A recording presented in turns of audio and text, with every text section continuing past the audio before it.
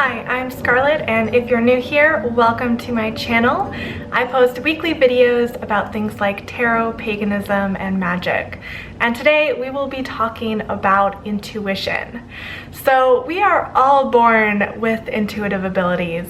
However, as we grow, we let our environment and our circumstances take over, and we slowly forget how to tap into the source of higher knowledge. From an early age, we're told to trust only the physical and the material environment. That is what we can see, touch, taste, smell, and hear. We slowly choose to ignore or forget our own intuitive abilities and the wisdom that comes from tapping into this higher wisdom. We've all had some experiences with our own intuition, and often our intuitive senses can even warn us of potential danger. You've probably had an experience where you're walking along a street and the hairs on the back of your neck stand up unexpectedly. While in the moment you can't physically see or hear anything that would designate a dangerous situation, something deep down tells you that something's wrong, and this feeling urges you to leave the area. This is your own intuition picking up on a dangerous situation before your body even has the time to process that incoming information. Or perhaps you're taking a test and the teacher tells you that if you don't know the answer to the question, pick the first one that you feel is right and not to second guess yourself. In these cases, your intuitive feelings are correct more often than not. In things like tarot reading or other divination methods, we try to not just read the cards and the symbolism, but to intuitively understand the meaning on a higher level. This intuitive ability can take years to develop, and like any skill, some people are going to be more natural at it than others, just like how some people are more natural at music or sports. The good news is that anyone can develop their intuitive abilities with some time and patience. Since we're all born with some level of intuitive skill, we're simply trying to tap back into what is already there and strengthen it like you would any other muscle. After childhood, we're under a lot of pressure to stop listening to or even blocking out our intuitive senses.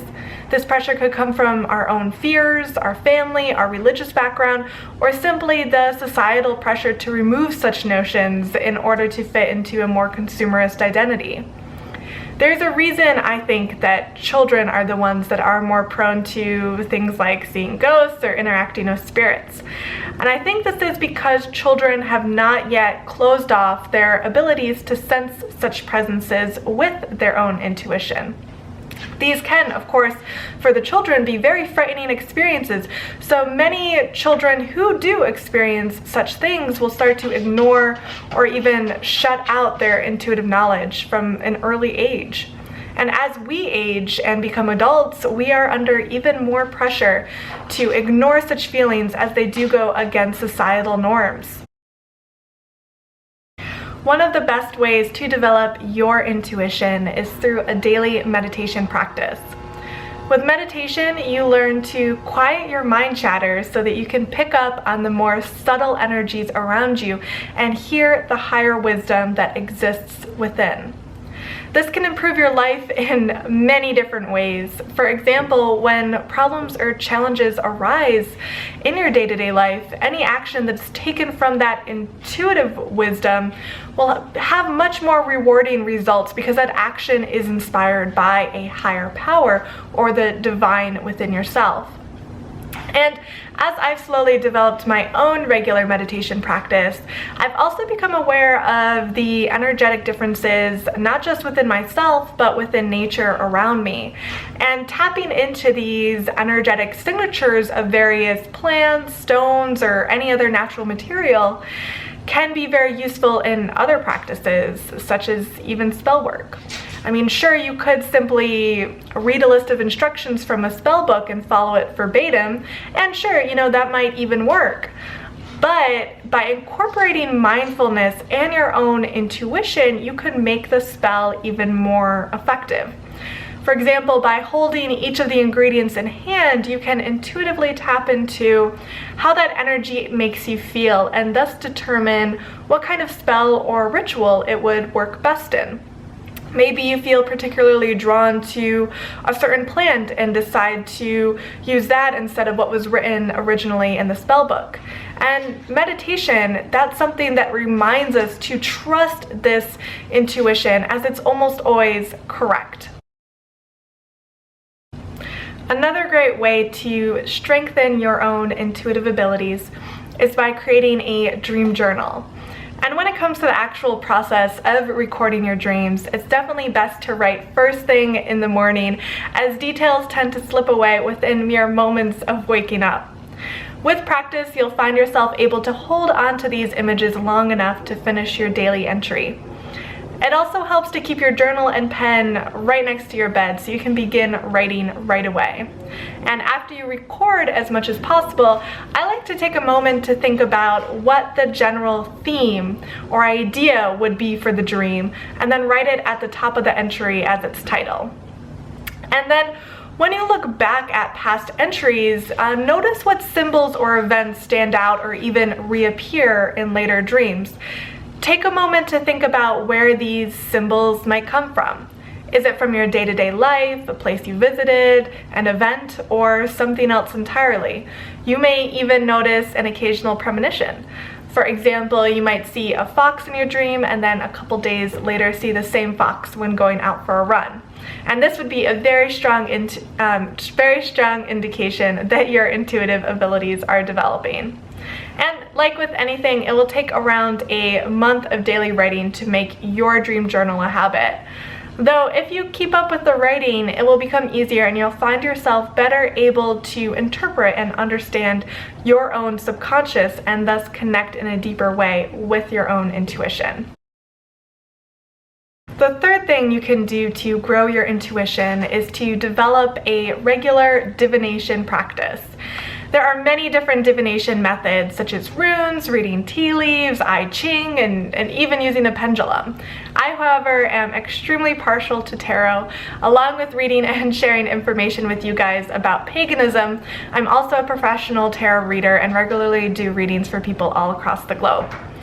Tarot, I think, is wonderful because it's a visual tool that can help you engage and interact with your own intuitive abilities. When doing a tarot reading, it's not enough to simply know the meaning of the cards. You must also reach inward and intuitively pick up on additional context to create a really meaningful interpretation. And you don't need to be a professional tarot reader to gain the benefits of a divination practice. You can simply take a few moments a day to draw a tarot card and begin to ask yourself what feelings arise when you observe the image. Take note of these sensations and then try and push it a step further. Close your eyes and sit a moment with these sensations. Do any words or a particular image come to mind? This personal, intuitive understanding of the card can be even more meaningful than simply reading what others have written about the card's meaning. Of course, this does not mean that you should simply ignore book study of systems like tarot, and an experienced reader knows that a reading is only a success when intuitive understanding is combined with extensive research into the history, psychology, and symbolism of the card. As you begin to open yourself up to your own intuition, you might experience a variety of different sensations. Some people may start to have more vibrant dreams and visualizations during their meditative practice, and some people might even start hearing messages or seeing images as they grow their intuitive ability. You may also become more in tune with the energy surrounding people and various situations. For example, when meeting someone new, you might sense that they just had a fight with their mom or they had a really tough day within the first few seconds of meeting them. And as your intuition grows, so does your ability to empathetically feel what others are going through. And these feelings can get overwhelming at times. And when these feelings do become overwhelming, it's important to return back to your meditative practice, as this can help you interact with these emotions and sensations in a more positive manner. And overall, our intuition is, I think, one of our greatest powers that we have at our disposal. And tapping back into it can bring about a higher understanding of your own personal power and abilities. And really, I'd love to know from you guys. I want to know what tips and techniques you have used for developing your own intuitive skills. So do please share in the comments below, and if you're new here, take a moment to like and subscribe, and I will see you guys next week. Bye!